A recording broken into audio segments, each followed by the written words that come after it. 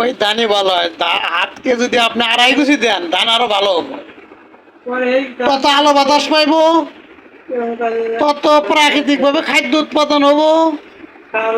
এত মানুষ তো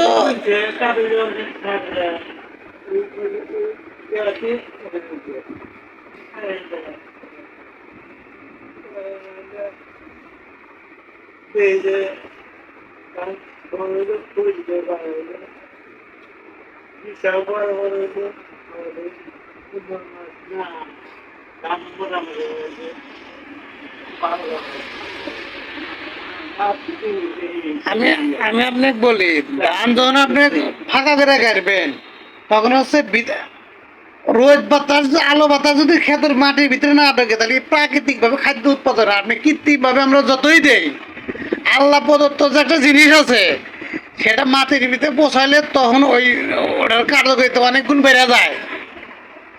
আমরা তো পারি না, খালি হ্যাঁ, এই জন্য যত পাতলা করে কাটবেন তত ধান বেশি হবে। হ্যাঁ হ্যাঁ, পাখি ধরবো, রোগ বালাই আসবো।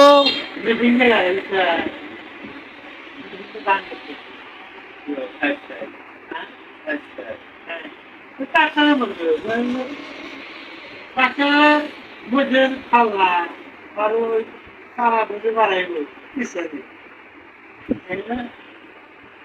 কে আছে তারা সেটা আমি কথা দিব, মারা বাড়াইব,